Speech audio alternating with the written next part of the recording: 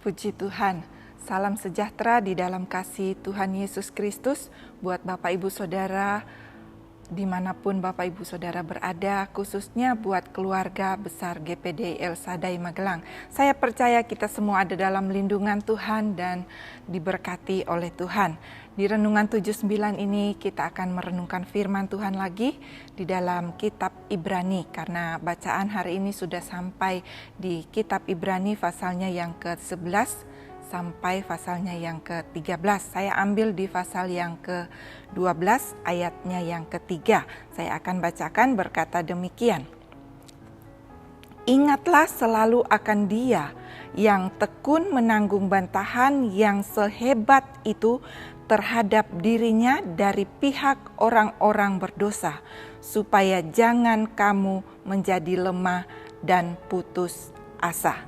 Nah, Bapak Ibu Saudara yang kekasih di dalam Tuhan, renungan saat ini saya beri judul Jangan Menjadi Lemah dan Putus Asa. Karena tekanan hidup yang semakin berat dan permasalahan yang dialami, ada banyak orang menjadi lemah dan putus asa. Putus asa di sini adalah ketika seseorang merasa tidak ada lagi jalan keluar, tidak ada lagi solusi untuk menghadapi masalahnya, dan tidak mampu lagi untuk hadapi tantangan-tantangan yang ada. Dia merasa sudah tidak ada pertolongan. Tetapi saat ini Bapak Ibu Saudara yang kekasih di dalam Tuhan, firman Tuhan dalam surat Ibrani pasal yang ke-12 ayatnya yang ke-3 ini mendorong kita supaya kita sebagai orang-orang yang percaya kepada Tuhan, sebagai anak-anak Tuhan yang telah ditebus oleh Tuhan, supaya jangan menjadi lemah dan putus asa pada saat-saat kita menghadapi tekanan-tekanan dan masalah-masalah yang Tuhan izinkan terjadi dalam hidup kita. Khususnya di hari-hari yang sulit ini, tentunya dalam masa-masa pandemi ini ada banyak masalah persoalan yang terjadi dalam hidup kita. Tetapi kita bersyukur sebagai anak-anak Tuhan. Ada firman Tuhan yang selalu mengingatkan kita. Firman Tuhan yang akan selalu menguatkan iman percaya kita sebagai orang-orang yang telah ditebus oleh Tuhan. Karena apa? Karena sebagai orang yang percaya kepada Tuhan, kita memiliki pengharapan di dalam Tuhan. Tuhan yang kita percayai, Tuhan yang kita sembah, Tuhan yang kita layani tidak akan pernah meninggalkan kita. Tidak akan pernah membiarkan kita untuk menghadapi persoalan-persoalan hidup ini sendirian. Sebab Dia berjanji di dalam firman-Nya bahwa Dia akan menyertai kita ketika kita lemah. Dia akan memberikan kekuatan. Ketika kita susah, Dia akan memberikan penghiburan. Itu sebabnya Bapak Ibu Saudara, di ayat yang ke-12 di pasal yang ke-12 ayatnya yang ke-13 ini berkata, ingatlah selalu akan Dia, Yesus yang telah mati di salib untuk menanggung penderitaan yang begitu berat untuk menebus dosa-dosa kita. Supaya apa Bapak Ibu? Supaya kita jangan menjadi lemah dan putus asa. Di sini firman Tuhan ini merupakan satu nasihat yang diberikan kepada kita, orang-orang yang percaya kepada Tuhan, yang sudah ditebus oleh Tuhan sebagai anak-anak Allah, supaya kita bertekun di dalam iman kepada Tuhan Yesus Kristus. Dan kita dapat memandang, melihat kepada kasih Tuhan yang begitu besar yang sudah Dia nyatakan, yang sudah Dia berikan kepada kita, untuk kita dapat menjalani hidup di hari-hari yang sulit dan sukar ini. Bapak Ibu Saudara menjalani hari-hari di masa-masa pandemi ini, ada banyak kesukaran-kesukaran yang kita alami, tetapi belum seberapa dengan penderitaan yang Yesus alami. Dan itu sebabnya firman Tuhan mengingatkan kita supaya kita jangan menjadi lemah dan putus asa. Ada banyak perjuangan-perjuangan yang kita hadapi hari-hari ini, yang kita perjuangkan khususnya dalam memperjuangkan iman percaya kita kepada Tuhan. Biarlah kita mau terus bertekun. Nah, Bapak Ibu Saudara yang kekasih di dalam Tuhan, menjalani hidup bersama dengan Tuhan sama dengan kita mengikuti perlombaan lari dengan tujuan sampai pada garis akhir dan kita mencapai kemenangan. Seperti yang dicatat pada ayat-ayat sebelum ayat yang ketiga ini, di dalam pasal yang ke-12.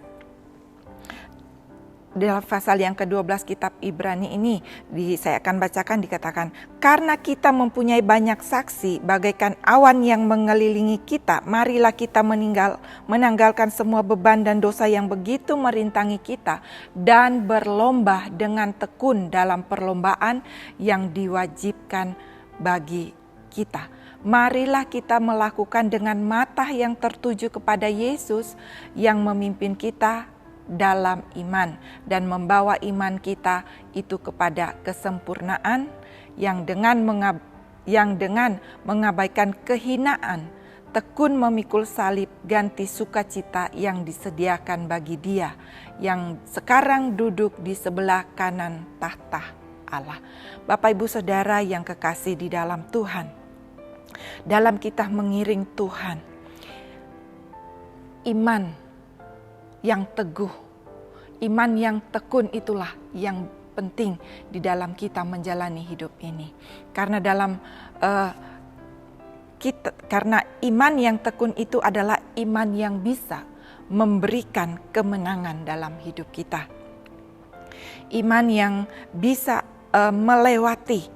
yang bisa memberikan kemenangan dalam kita melewati masa-masa yang sukar, dalam kita menghadapi tantangan-tantangan hidup ini.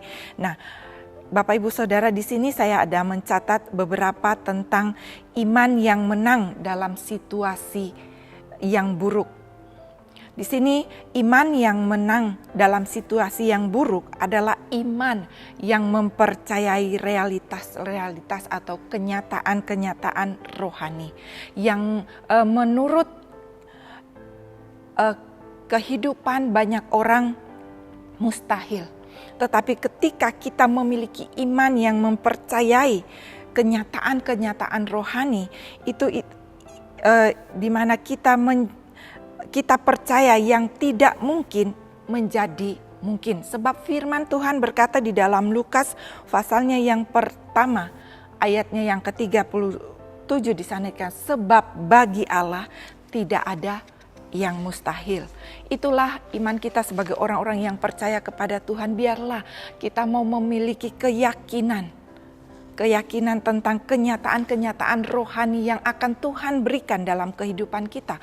Dan yang berikutnya adalah iman yang menang dalam situasi yang buruk adalah iman yang menuntun kita pada kebenaran. Ketika kita berdiri dalam kebenaran, iman itulah yang akan memberikan kita kemenangan. Kebenaran-kebenaran firman Tuhan, kita berpegang pada kebenaran firman Tuhan. Dan yang berikutnya adalah iman yang mencari Tuhan. Orang yang selalu mencari Tuhan, saya percaya dia akan mendapatkan kemenangan. Iman yang mempercayai kebaikan Tuhan, meyakini bahwa Tuhan itu baik dan Tuhan tidak pernah meninggalkan dia. Iman yang memiliki keyakinan kepada firman Tuhan. Karena firman Tuhan, ketika kita mempercayai firman Tuhan itu berkuasa. Dia sanggup untuk merubah kehidupan kita. Dia sanggup untuk memperbaiki kehidupan kita yang tidak berkenan kepada Tuhan. Dan iman yang menang dalam situasi yang sukar sekalipun adalah iman yang mentaati perintah Tuhan. Ketika kita taat kepada apa yang Tuhan perintahkan, di sana pasti ada kemenangan. Bahkan Ada banyak iman-iman yang lain. Iman meyakini tentang janji-janji Tuhan yang akan digenapi. Iman yang menolak ilah-ilah zaman. Dan iman yang mencari kekekalan. Bahkan iman yang tabah dalam pencobaan. Dan kalau kita melihat di pasal yang ke-11, di sana dicatat tentang iman dari tokoh-tokoh Alkitab, di mana mereka yang menang di dalam setiap kesukaran yang mereka hadapi. Dan di sana kita melihat di dalam pasal yang ke-11, itulah kita yang menjadi teladan juga buat kita sebagai orang-orang yang hidup di akhir zaman ini. Dalam kita mau bertekun di dalam iman percaya kita kepada Tuhan. Di sana dicatat tentang orang-orang hebat. Mereka dicatat kembali dalam kitab Ibrani ini karena kehebatan mereka. Bukan hebat karena kepandaian mereka. Bukan hebat karena kebaikan-kebaikan yang mereka lakukan. Tetapi hebat karena iman percaya mereka kepada, keyakinan mereka kepada Tuhan. Sehingga apa Bapak Ibu Saudara, kemenangan demi kemenangan yang mereka miliki dalam hidup mereka di dalam Tuhan. Sehingga mereka tidak menjadi lemah dan putus asa, tetapi mereka mengalami berkat-berkat Tuhan, kemenangan yang Tuhan berikan. Itu sebabnya Bapak Ibu Saudara, buat kita yang hidup di hari-hari terakhir ini, dalam menjalani hari-hari yang sulit ini, mari kita mau terus bertekun di dalam iman kita kepada Tuhan Yesus yang sudah memberikan nyawanya buat kita, yang sudah menanggung penderitaan buat kita. Apa yang kita alami hari-hari ini tidak seberapa dengan penderitaan yang Yesus alami. Nah, agar supaya kita jangan menjadi lemah dan putus asa, mari kita mau terus mengandalkan Tuhan di dalam hidup ini.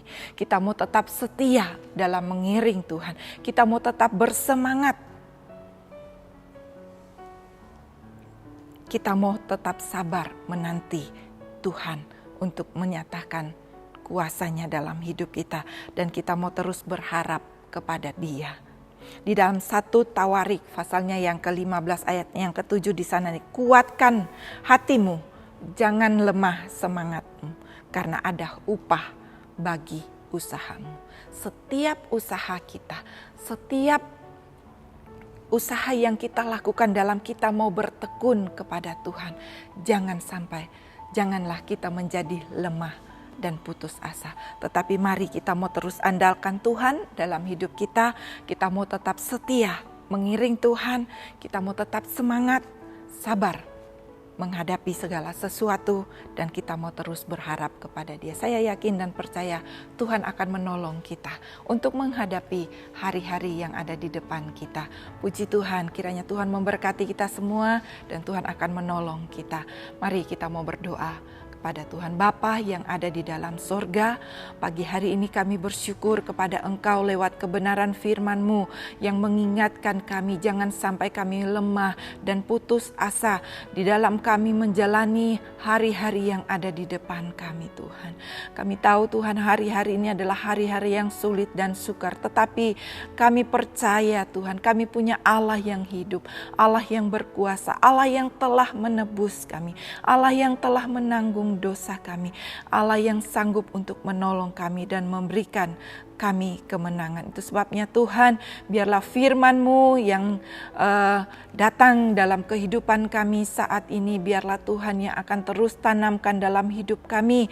Tuhan akan tumbuhkan dalam hidup kami, biar kami tetap kuat di dalam Engkau. Roh Kudus yang akan mengingatkan kami untuk membawa kami untuk terus memandang kepada kasih Tuhan, kuasa Tuhan yang akan Tuhan nyatakan dalam hidup kami. Terima kasih banyak Bapa di dalam surga, bawa terus kami untuk tetap tekun di dalam kami menantikan kasih dan kemurahan Tuhan dalam hidup ini. Di dalam nama Tuhan Yesus Kristus, haleluya, amin.